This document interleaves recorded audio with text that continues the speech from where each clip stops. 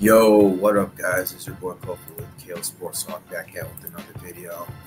And today's video, we're going to be discussing the Chicago Bears Hard Knocks review and some key takeaways that I took away from the show on episode 1. But before we start this video, guys, make sure to like and subscribe and make sure to hit that notification bell so you get the latest and greatest in regards to Chicago Bears news, and not only Chicago Bears news, but Chicago sports in general. But let's dive into it. So, guys, I just finished episode 1 for Hard Knocks, and it was a pretty interesting episode. So pretty much the whole show started out. It pretty much just started out with, the whole history of Chicago Bears, just the rich tradition with the Chicago Bears, with Papa Bear Halas, just talking about the 100-year history with the Chicago Bears, Papa Bear House, how he started. They showed kind of clips from different eras of Chicago Bears, and it was just talking about how Chicago was mainly Chicago football town. It's a football town, with this rich history, of deep dish pizza, Italian beef.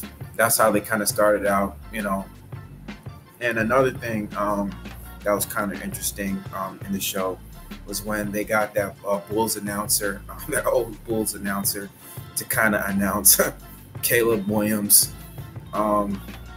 when he's coming onto the practice field. It was really kind of interesting. I thought they were kind of overdoing it with that one. Some other key takeaways that I took from there was the fact when they were going over a lot of the mistakes of Caleb Williams during training camp and how he's going to go through the adversity, and that kind of ties into what Nick Saban was talking to with Matt Eberflus. Matt Eberflus actually was coached, if you guys may not know, he was actually coached by Nick Saban when he was in Toledo, Ohio. Matt Eberflus played the linebacker. He was number 90 in Toledo. And Nick Saban was just giving him some really key advice about how to develop a quarterback. Some key things that I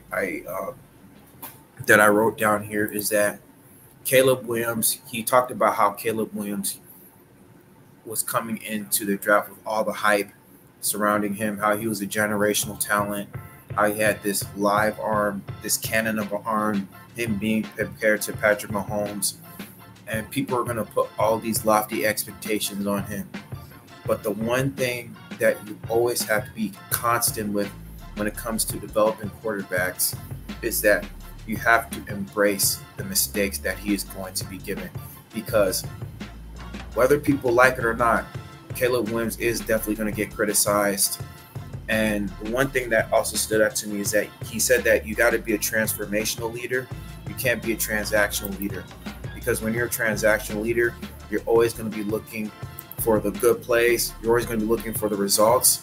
And as a transformational leader, it's going to come with serving your players and what you can do to help your player become not just a good. He talked about how there's a difference between a good player and a great player. You could be a good player, but if you want to succeed in the NFL, if you want to have a long career, you're going to have to be a great player or a great coach. And the thing that comes with being a great coach is it comes with serving your players, and that comes with the development. One thing he kind of brought up upon was how Peyton Manning, his rookie season, how he threw 28 interceptions his first year. And after his first year, he didn't let that first year just ruin him mentally. Peyton Manning got better each and every year. He worked on his mistakes. He worked on the little nuances in order to get better. And that's the kind of thing that I kind of took away from Nick Saban. Another thing, in regards to, like I said, going back to the mistakes of Caleb Williams, each time Caleb Williams made a mistake, he went back to Eberflus and he went back to Shane Waldron, and he was trying to say, okay, What didn't I see during this play? Okay, what kind of play was running? And Matt Eberflus was saying, okay, that was a Tampa 2. That was a Tampa 2. And when he was talking to Shane Waldron, okay, what's the play that I should have ran? What's the play that I missed? I'm like, okay, he was running man. He was running a cover zone. He was running a disguised cover zone. That's why you got intercepted. You weren't able to see that play.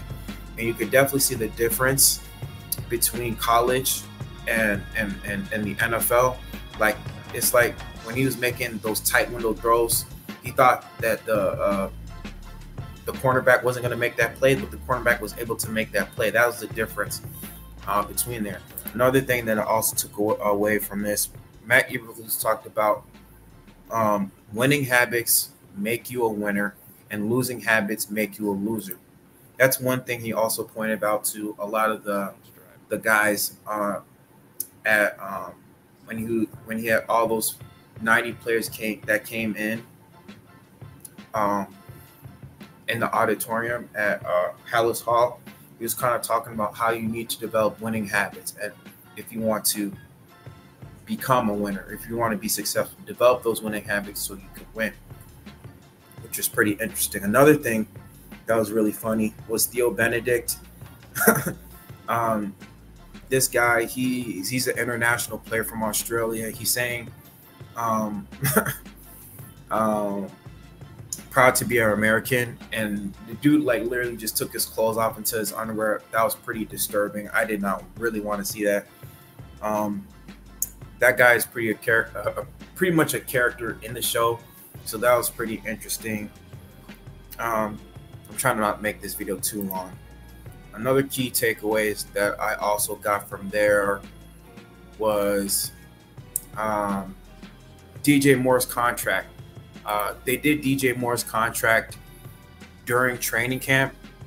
That was so unexpected, because when Ryan Poles and Kevin Warren and then the coaches, they were kind of discussing how DJ Moore deserved that contract, deservedly so, because he's been consistent. He's been a consistent constant within Halas Hall, or within not just training camp, but throughout the year. The guy, he hasn't been enduring too much injuries.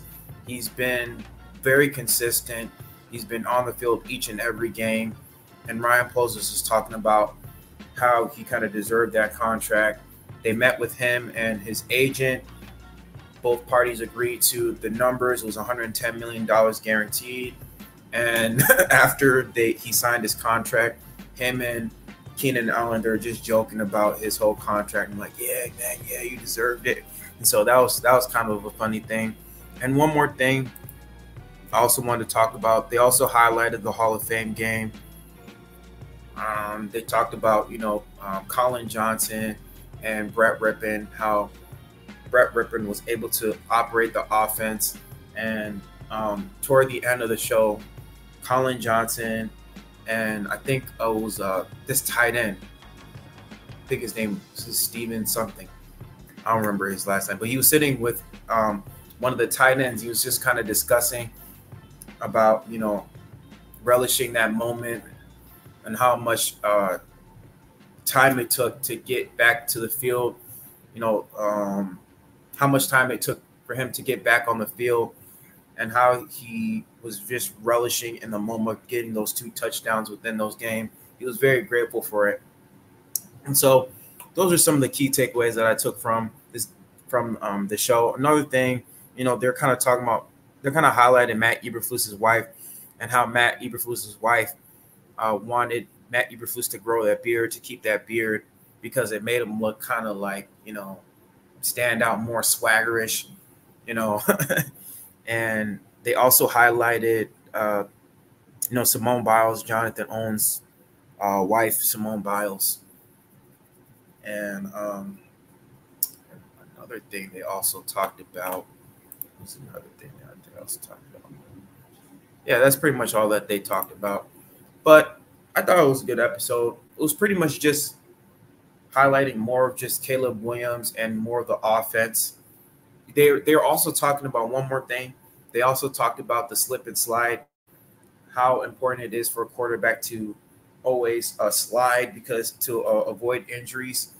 So that's another thing that I also took away from it. They had that little slip and slide thing that I thought that was really interesting, and like how Brett Rippon, how he used that slide during the game, and so that was pretty interesting. But those are all the things that I also took away. And so transitioning on from that to the Chicago Bears versus the Bills. So in terms of the Chicago Bears versus the Bills, it is tomorrow. I know this is kind of late. And so tomorrow is going to be Caleb Williams' first start against the Buffalo Bills. And some key things before I end this video, I'm going to give it 1 minute. I'm going to give 3 quick takeaways that I'm going to be looking forward to the Chicago Bears versus Buffalo Bills game. Is that number 1 is how is Caleb Williams going to respond to a different team as opposed to the Chicago Bears, who he's been playing against all training camp long. Now, I think they're going to allow him to play only 1 quarter because the Buffalo Bills said they're going to allow Josh Allen to only play 1 quarter. But the one thing that I'm also looking for is like, how is Caleb Williams going to respond to a fast-paced NFL game when it comes to a live NFL game? That's the one thing I'm going to be looking for, how he's going to respond, how he's going to respond to adversity, how he's going to respond to how the defense is able to give him a 3 and out, or if he throws an interception or if something goes not his way, how is he going to respond? Or if something does go his way, if he's able to push the ball downfield and get that touchdown, how is he going to respond? Another thing I'm also going to be looking for to is some of the defensive players, such as Dominique Robinson and Zach Pickens. Last game, they didn't play so well, and I'm really hoping for those guys to really bounce back and to really pick up the pace, because they didn't do so well in that last game against the Houston Texans, and they're playing for a roster spot at this point. Zach Pickens, he was a 3rd round last year, and also Dominique Robinson, he was a pick 2 years ago from Ryan Poles. And so I'm looking for those guys to what's the word I'm trying to say? I'm looking for those guys to pick up the pace and pick up the defensive tendencies in order to get some type of pressure, to get something to contribute to the defense, because this is going to be big for them. Like, this is going to be a make or break season for these guys. And so I'm expecting them to respond to this game. A third thing, running back Velus Jones. I know Velus Jones is going to play running back, and so I'm really wondering how they're going to use Velus Jones this game, because they're going to use him as a running back. Velus Jones, he's kind of not been doing well as a wide receiver. He's been dropping a lot of balls and a lot of passes. And when it comes to the punt return, he's not very good. He's not able to track the ball. And so I'm looking for Velus Jones to take advantage of his opportunities, because Ryan Poles invested a 3rd round pick in 2022, and he still has some upside. He still got the speed. He still got the athleticism. But at this point, Velus Jones, he's got to show what he can do on this field at this point. But so far, those are the 3 takeaways that I have so far in this game, guys. Make sure to stay tuned for more videos and updates in regards to Chicago Bears news. But that's all the stuff that I have for today, guys. Make sure to like and subscribe, and make sure to hit that notification bell. But, guys, as always, Chicago up, Bear down. All right, guys, peace. I'm out. That's why I'm trying to make a better way. Whole new crib in a better